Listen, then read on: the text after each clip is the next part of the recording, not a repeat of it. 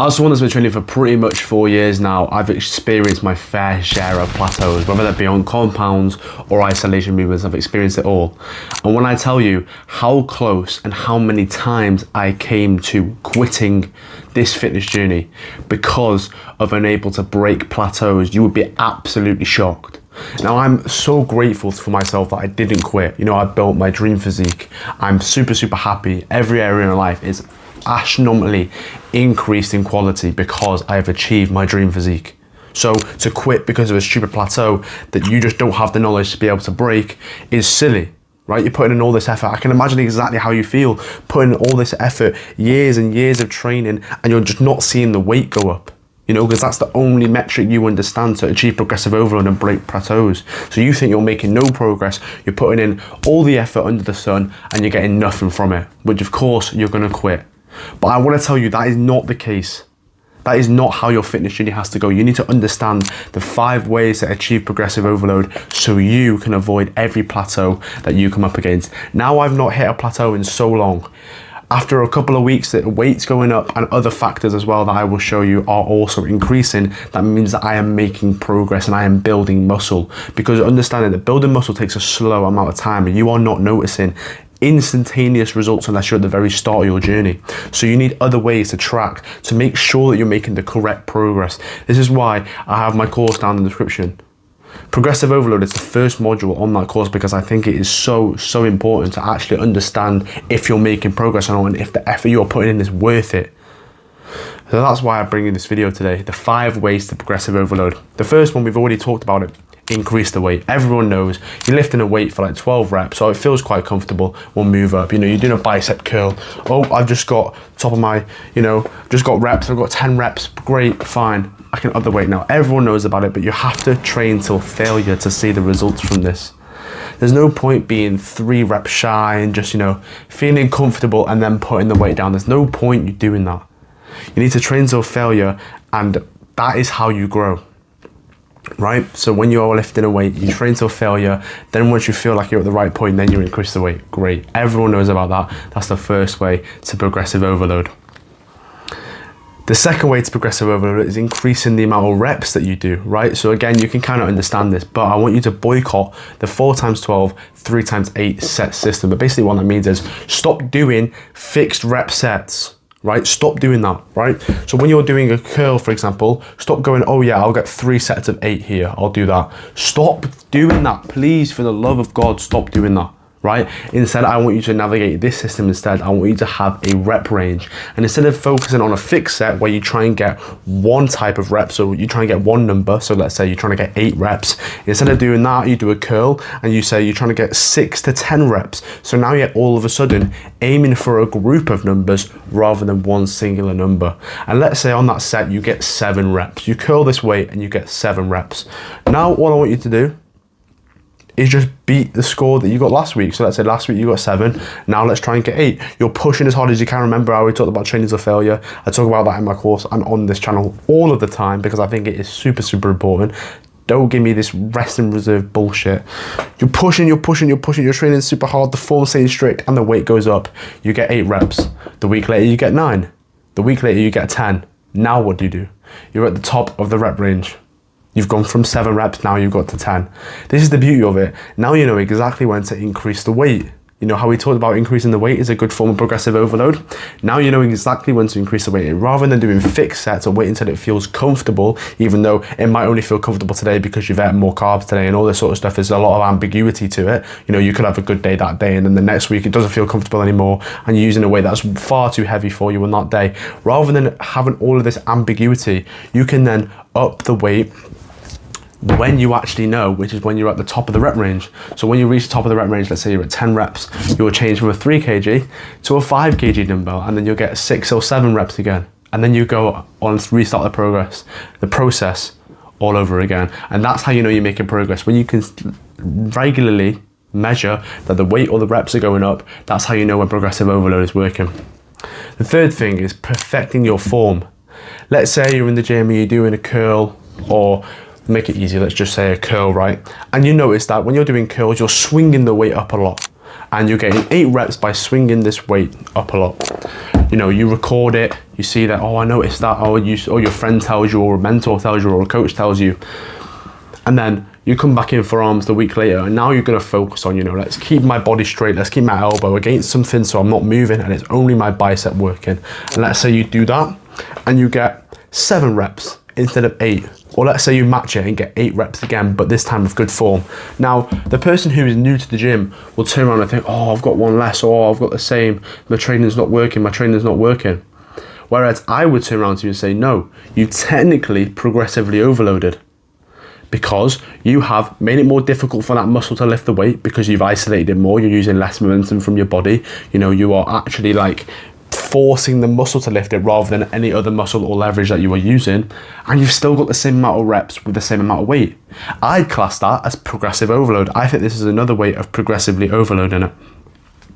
It's hard to notice that your form is bad in the moment, so that's why it's so important that you record or you get someone to watch you that's a bit more experienced, because I think there's just so much value in like analyzing your performance. This is what athletes do all the time. There's so much data and like computer systems that are designed to be able to analyze athletes' performance for improvement. And it's the exact same here. Yeah, we're not going into all that sciencey bullshit, but just record your sessions. That's all you have to do. No one's going to judge you. I literally knew you had that thought in your head. No one is going to judge you. When someone's recording it, I got asked a spot by a guy the other day, right? And he was like, oh, do you mind if I recorded it? I literally smiled and was like, no, go for it, mate. I don't give a fuck if I'm in the back of someone's video spotting him. I don't care. I think it's good that you were recording because it makes sure that you're serious. It makes sure that you're actually taking it seriously, I just said the same point twice. And it also means that to me, you are dedicated on this journey, and I respect that. I respect that you're dedicated. I respect that you take it seriously. So yeah, go ahead, fucking record. That's how I think, and I've been going to the gym for years, so I can imagine every other gym goer is like that. Yeah, you'll have the anomaly here or there. Just slap the shit out of them. It's absolutely fine. No one's gonna judge you. Get your phone up, record, make sure your form's very good, and if you get the same weight with the same reps with better form, that is another form of progressive overload. Great.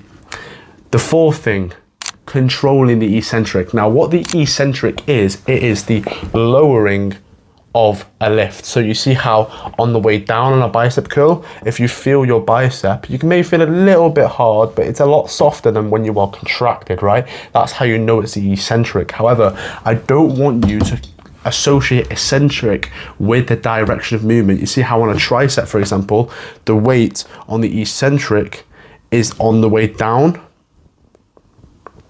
No, it's not. I just fucked up. The weight of the eccentric is on the way up. That's when your tricep is lengthening and actually softening here. Whereas on a bicep curl, it's on the way down. I got mixed up there. So see how the direction, depending on the muscle, can change. It's when the muscle that you are targeting is lengthening, kind of softening and relaxing on the way down. That's the eccentric. So when you are controlling this period, not only is it insane for muscle growth, right? Because it's just studies have shown that on the eccentric, that is the most important part. That's where you grow the most muscle, on the eccentric part of the lift, which is actually weird. Everyone would think it was actually the contracting part, but it's not. When you are controlling the eccentric, it makes it so much more difficult. So if you're getting the same weight and the same reps while actually controlling the eccentric, not for a stupid amount of time, a couple of seconds maybe, from 2 to 8 seconds, anywhere in that range is completely fine. Compared to when you're just letting it drop, you are using so much energy to actually control the weight on the way down, and it makes it so much more difficult. You're targeting the muscle better, you're growing even more, boom. And you get the same weight and the same reps with the same form. That's another form of progressive overload, right? And finally, increased fatigue. So you walk into the gym, right, and it's fucking rush hour at 7 p.m. in a pure gym. You walk in, there's fucking 200 people in there. What the fuck? You've got arms to hit, but someone's on the preacher curl, someone's on the shoulder press, someone's doing fucking, I don't know, lat raises, right? So you can't, with your weight as well, fucking shock horror. So you can't do your exercises in the order that you've laid them out. So instantly you open your phone, you go on the app, you reorder the exercises, you see what's free, and you reorder it. And all of a sudden, you come to the end of your workout after 2.5 hours, right? And you are now on the last exercise for today, which is your preacher curl, because it's been busy all day and everyone's been on a preacher curl. People have been fucking waiting, hopping in, all that sort of stuff, right? This happens. This is just how the gym works, right? If you go in when it's busy, you've got to take the L. You do your preacher curl and you get the same weight and the same reps as last time. But usually on a normal day when the gym is empty, you do preacher curls right at the beginning of the session. But now you've done it at the end and you've still matched it. I would argue that that is progressive overload. Now, you say, oh, it's the same weight and the same reps. Again, when you are more fatigued, when your central nervous system is more fatigued, you will be able to have less force output. So if you have had the same amount of reps and the same amount of weight, this is a fucking tongue twister of a video, but you should have had less force output because you're tired and you still achieve the same. That shows that if you did it at the start of the workout with like full recovery and maximum force output, you would have got more weight and more reps, which is a form of progressive overload. So I would argue if you're more fatigued and you're matching the sets and you're matching the weight and you're matching the reps, you've achieved progressive overload. Now, it's very important you understand these 5 methods to increasing progressive overload, because you can get stuck in plateaus if the weight isn't going up. But as you get more advanced, you understand that you get diminishing returns, which basically means that the amount of muscle that you grow, the amount of strength that you'll gain will slowly start to decline and plateau as you get more experienced, because obviously you've already come so far, right? You understand that you get diminishing returns. So if you have this mindset of, oh, the weight isn't going up, as you carry on, the weight will begin to stop going up because obviously there's diminishing returns. So then you'll think, oh my God, the weight isn't going up, it's my training. You start flip-flopping from training program to training program to training program to training program, and then you're making no progress. And then you blame it on the fact that your training isn't right. You swap again, and the progress isn't going anywhere again. So now you're thinking, oh, I'm putting in so much effort and I'm not seeing any progress. What's the point? I'll give up.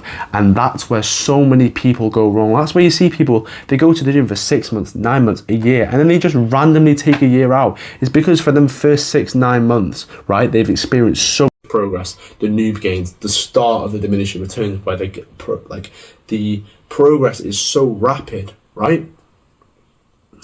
And then once it begins to plateau, they start having all these thoughts, oh, it's not working, blah, blah, blah, blah. Or they start swapping, can't fucking say that word today, swapping their programs, then making no progress, and then they just give up, right? 1, swapping your programs is never good. This is why in my course in the description, I gave a plethora of options. But when I say, I make it very clear, once you choose one, you cannot change. I've had 4 workout routines in almost 4 years. That's 1 a year. Most people go through that in the first 2 weeks. 4 workout routines in almost 4 years, right? That is insane. And I attribute the majority of my progress to that, because when you just have one workout routine that you're solely focusing on improving, right, you will put all of your energy into that, and you can actually track your progress. When you're flipping from one to the other, it's going to be so hard to track your progress, and also you're putting all your energy into different avenues, and that means you're going to actually go nowhere, right? When you instead harness it into one thing, you'll make so much more progress. So stop, for the fucking life of you, stop. Please, I'm going to have to fucking shout at you, because stop flip-flopping because you're making no progress. You get a bit of motivation because of the novelty of a fucking program. Who gives a fuck? Actually enjoy your workouts, actually pick one you enjoy, stick to it, and you'll see so much more progress. And also, if you understand these 5 ways of progressive overload, rather than just focus on the weight and obviously it not going up because of diminishing returns, you actually focus on, oh, I was fatigued, or I got more reps in my rep range, oh, I actually, improved my form on that one. When you write these things down, that's another form of like validation that your workout is improving. So now it feels like it's not for nothing. You're actually improving in an area that you didn't even think existed previously. So now you know you're improving, so you'll stick to it, rather than not knowing that you're improving, thinking that it's getting you nowhere, and then quitting, when in reality it was probably actually good for you. Right? So that's why I think knowing these 5 ways of progressive overload is so important. Trust me, you don't understand the value that I've had from building my good physique. This is why I talk about it, and this is why I teach it, because I think it's improved my life so much. Right? Buy my course, don't buy my course, I don't really care. I just want you to have a great physique like me, because I know how fucking valuable it is in your entire life. Your life will drastically improve because of it, and I don't want you to quit because you don't understand this knowledge. So that's why I bring it to you today. The 5 ways to progressive overload: increase the weight, increase the reps, but perfect your form, control the eccentric, and fatigue. They're the 5 things. If you understand these and you progressive overload, yeah, the weight and the reps are easy to track, but you just have to write it down. Oh, I was more fatigued, so I got the same, so progressive overload. That's all you have to do. Oh, I improved my form, so I got the same reps, so it's progressive overload. Keep this form next week and let's see if I can get more weight or more reps. And just write it down. So if you're struggling to say, oh, I don't know how to track it, all you have to do is make the mental note, because that's all that matters. That is all that matters. Yeah, it's good, the weight and the reps and the numbers going up, but all that matters is the mental note to keep you sane and keep you on this fucking track. Yeah, I got better form. Yeah, I got better controlling the eccentric. Yeah, I was more fatigued. That's all it is. And then in your mind, you know that you're progressive overloading. Then next week you're getting more reps. Next week you're getting more weight, and the numbers will keep going up. And then you're like, oh shit, my training was fucking fine. It was just me being an idiot and not knowing about these things, right? So don't quit, because these things are super important.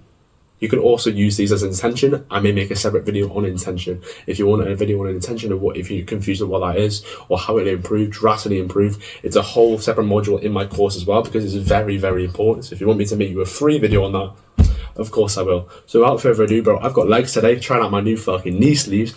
Cannot wait, right? So without further ado, have a good session. Actually hit a session today, and I will see you later.